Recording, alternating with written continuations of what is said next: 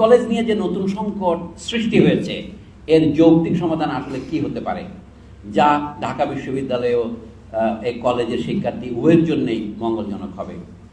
তা আমার বক্তব্য হলো, ঢাকা বিশ্ববিদ্যালয় তো তৈরি হয়েছিল আদিতে রেসিডেন্সিয়াল ইউনিভার্সিটি আকারে, অ্যাফিলিয়েশন তো তার কাজ নয়।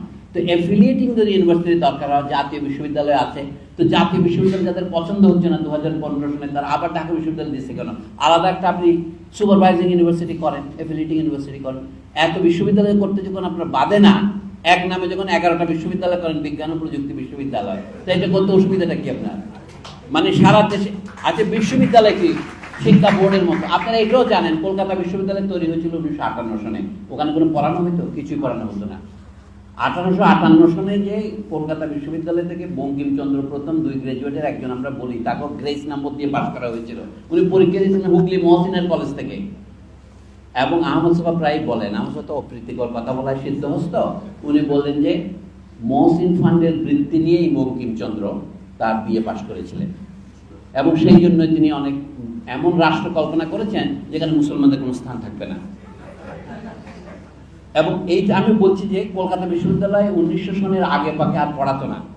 কার্জনের সময় যে বিশ্ববিদ্যালয় সংস্কার হলো, তখন থেকে বিশ্ববিদ্যালয়ে পড়ানো শুরু হলো এমএ ডিগ্রির জন্য। কাজে আমার কথার সাথে প্রসঙ্গ হচ্ছে, 7 কলেজ ঢাকা বিশ্ববিদ্যালয়ের অধীনে রাখার কি যুক্তি আছে? সিদ্দিকের আমাদের অনেকগুলো ডিপার্টমেন্ট করেছে না? ডিপার্টমেন্টগুলোর বাংলা নামও ঠিক করতে পারে নাই। আপনারা দেখেন কলাভবনের দক্ষিণ প্রান্তে অপরাজীয় বাংলার বিপরীত দিকে দেখলে যেখানে বাংলা, সেখানে প্রতি মুহূর্তে পরাজিত হচ্ছে। ওই বিলবোর্ডে দেখেন কি উমেন এন্ড জেন্ডার স্টাডিজের বাংলা করতে পারে না। মানে অর্থাৎ এটা হলো সারেন্ডার। এটা জেনারেল এ কে নিয়াজের সারেন্ডার চেয়ে বেশি লজ্জাজনক। অর্থাৎ বাংলা ভাষা যে তারা জানেন না, এটা ঢাকা বিশ্ববিদ্যালয়, এটা তারা বলছেন। আচ্ছা, ঢাকা বিশ্ববিদ্যালয় যখন তৈরি হয়েছিল এর নাম ছিল Dhaka university, Dhaka university act.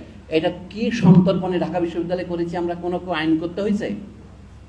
দরকার আইন যদি করেও তাকে কেউ আমরা জানিও না। একই সাথে 2 নাম ফেলে আমাদের সমস্ত প্রাইভেট ইউনিভার্সিটি, তার অনেক ছাত্ররা শহীদ হয়েছেন, সেই শহীদদের প্রতি শ্রদ্ধা জানিয়ে বলছি, সেগুলির নামের মধ্যে বাংলা নাই কেন? ইস্ট ওয়েস্ট কথাটা বাংলা হয় না? নর্থ সাউথ কথাটা বাংলা হয় না? 2টা নাম থাকলে অসুবিধা কি? লক্ষ্য করেন, এই যে আমার হাতে যে বইটা আছে, ঢাকা ইউনিভার্সিটি অ্যালামনাই অ্যাসোসিয়েশন, ভণ্ডামি এবং অসততা কাকে বলে, ফ্যাসিজম, এই বইতে দেখতে পাবেন। বইটা বেরিয়েছে 1974-এ, উপরে লিখছে কলকাতা সংস্করণ 1974, সভাপতি শ্রী রমেশ চন্দ্র মজুমদার, সম্পাদক শ্রী আশুতোষ ভট্টাচার্য। আর লিখছে ঢাকা বিশ্ববিদ্যালয় শতবর্ষ সংস্করণ, একটা লাইনও তারা লেখে নাই। তো তাদের তাবলিগের সম্পাদনা আবু মোহাম্মদ দেলওয়ার হোসেন, মিল্টন কুমার দেব। এইটা আমার মূল বক্তব্য নয়, নিচে লিখছে ঢাকা ইউনিভার্সিটি অ্যালামনাই অ্যাসোসিয়েশন। এই নামের বাংলা হয় না? ঢাকা বিশ্ববিদ্যালয়ের প্রাক্তন ছাত্র সমিতি কলকাতায় নাম করেছে বাংলায়। যে ঢাকা বিশ্ববিদ্যালয়ে আমরা একসময় পড়তাম, আমাদের সেই ঢাকা বিশ্ববিদ্যালয়ে তারা অ্যালুমনাই অ্যাসোসিয়েশন বলে নাই, প্রাক্তন ছাত্রছাত্রীদের সমিতি বলেছে। ঢাকা এটা করলো কেন? 2021 সনে এই বই বেরিয়েছে, মুজিব বর্ষে। সেই বইয়ের নাম হচ্ছে ঢাকা বিশ্ববিদ্যালয় অ্যালামনাই অ্যাসোসিয়েশন।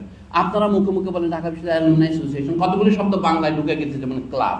এটা আপনি বাংলা করতে পারবেন না। বাংলায় যেটা ক্লাব শব্দটার উপযুক্ত ক্লাব নাই, ক্লাবে যদি অনুবাদ করেন তো মুগুর লিখতে হবে। ঢাকা বিশ্ববিদ্যালয়ে মুগুর লিখবেন?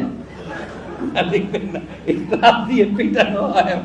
আর ক্লাব মানে আমি যে প্রশ্ন গুচ্ছ করছি, এটাকেও ক্লাব বলে। যা হোক, বাদ দেন তো, এর আর উত্তর দেওয়া যাবে না। 7 কলেজকে আমি মনে করি ঢাকা কলেজে রাখার কোনো দরকার নাই। হ্যাঁ, ঢাকা ইউনিভার্সিটি না রেখে ঢাকা করা উচিত আছে। এটা হলো সংকীর্ণ রাজনীতি।